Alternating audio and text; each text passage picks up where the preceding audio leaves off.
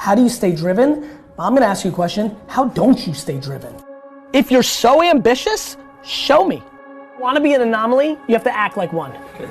Don't give a about tomorrow. I care about 36 months from now, 52 months from now, 83 months from now. What did you do from Friday 5 p.m. until Monday 7 a.m.? I'm just curious, and I don't think you shouldn't have a weekend, but I think everybody's ambition actually is more predicated on their actions than their words. My friends tell me all the time they're so ambitious, and I'm like, if that's true, then you punt leisure and you punt concerts at Jones Beach and you work. You can't believe how many people, many people used to say the word luck. That word luck has gone right back. Like, nobody has the audacity to say that to my face now, and I love it. And that's why I did it. I made it for you because you can watch it and be like, okay. But I think yours is different. I think a lot of theirs is different. It's because I'm not fancy about it. Document over create.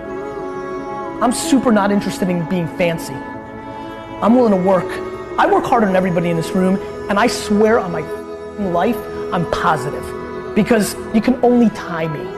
And so I'm just not fancy. Like, I'm gonna win, and I'm gonna continue to win, and I'm gonna be real fucking big.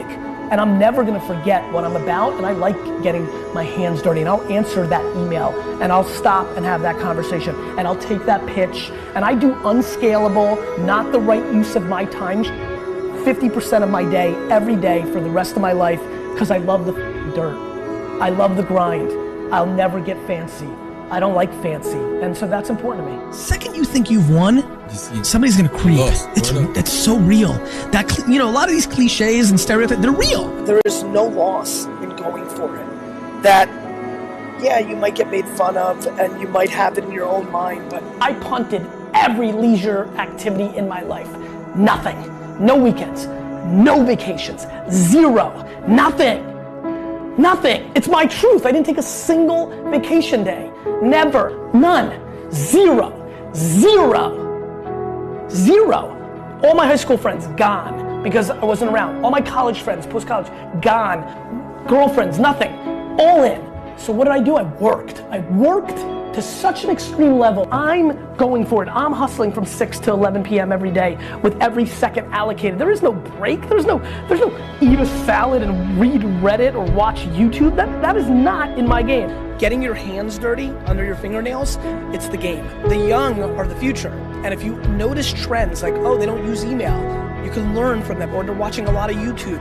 So the two biggest things are stop being soft and start actually working and getting your hands dirty in the thing that you love. And number two, pay attention to trends around your friends.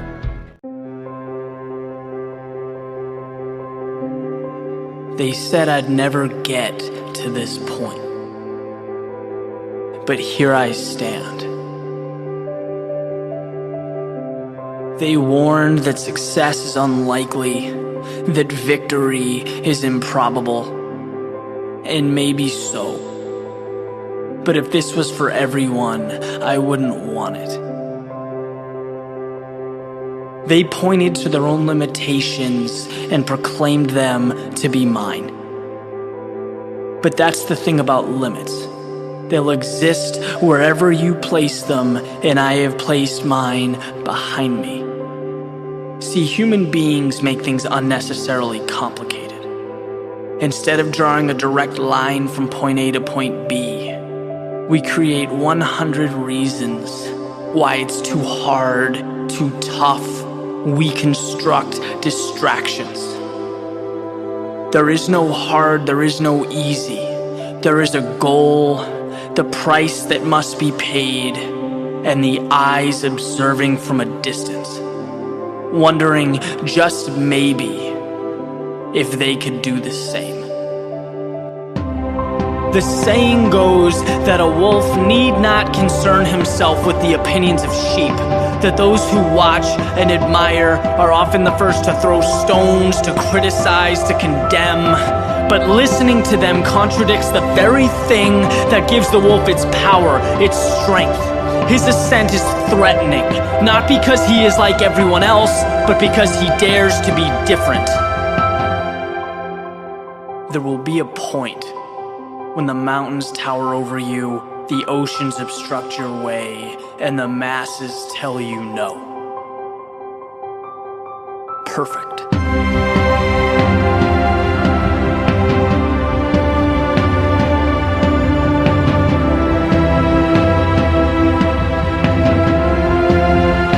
Right now is not a decision that involves debate. This is no democracy. This is a promise unfolding before your very eyes. This is truth, the new reality. It's about embracing what makes you different, not hiding from it. I'm fighting for separation, walking into what most avoid in pursuit of a return that most can only dream of.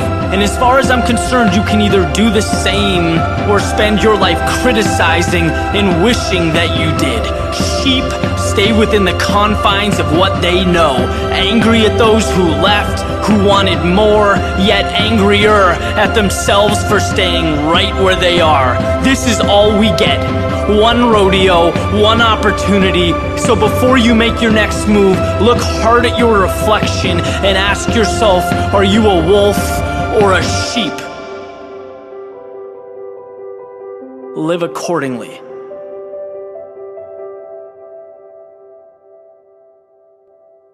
The nightmare is to reach our 60s, our 70s, our 80s, or even our deathbed, and to talk about everything we should have done. I should have done that. I should have invested in this. I should have made the relationship work. I shouldn't have got a divorce. We sit around and talk about all of our shoulds. We talk about all the things we wanted to do, but never got it done. That's the nightmare. That's the nightmare that we all must avoid. This is the time to establish your dream. All of the pain, all of the trauma, everything you have experienced, the turbulence, you have to garner up all of that hunger. I'm talking about you gotta think of everything you've ever wanted in your life, and you gotta put it toward that goal. And there are things that you have been called to do that no one on earth has ever done. People aren't starting. They're just not making. They're thinking, they're pondering, they're strategizing, they're debating. I'm just doing it all times. I actually would tell you, I fascinate sometimes over losing everything. And then having you guys write articles like, see, he wasn't that good, he was so full of shit. And then rising like a phoenix and being like, you. Because you need to be a practitioner to be good at what you do. I don't want to be a social media guru that reads a headline from somebody else's tweet. I know everything that Musical.ly, Snapchat, Vine, Facebook, Twitter, Instagram does.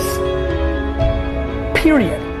And I sit with all these gurus that sell books too, and all these fucking social media experts and corporations and startups. I sit with Facebook and Instagram in meetings where their executives are wrong. Like, I'm a practitioner. I really know my and that's important. If you want to win, you have to be able to do that. And way too many people lose that. They forget what gets them there, and they're not keeping up with it. And the thing that I do for a living is hard, because these platforms are changing every day, every second, and a lot of things change.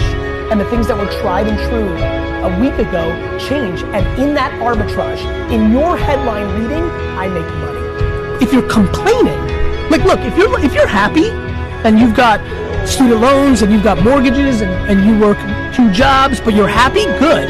The problem is there's so many millions of people just sitting around complaining, and then they go play Madden for 4 hours. You have to deal with the reality of the situation. Dwelling and pondering and crying doesn't do, and it especially doesn't do in this echo chamber. In this arena, there is no crying. You can cry, you're just gonna lose. And I have bad news about complaining and crying. Let me tell you something about complaining and crying that's really, really gonna hurt for all you complainers out there.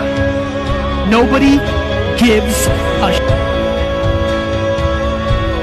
You had a packed day, 15-hour day. It got canceled. What are you doing in that 15 minutes? And by the way, sometimes those 15 minutes are absolutely worth calling your mom, calling your daughter, FaceTime with your kids. But it's just making every minute count. Every minute has to count. Every minute has to count if you want so much, because you just don't have as many of them as you think.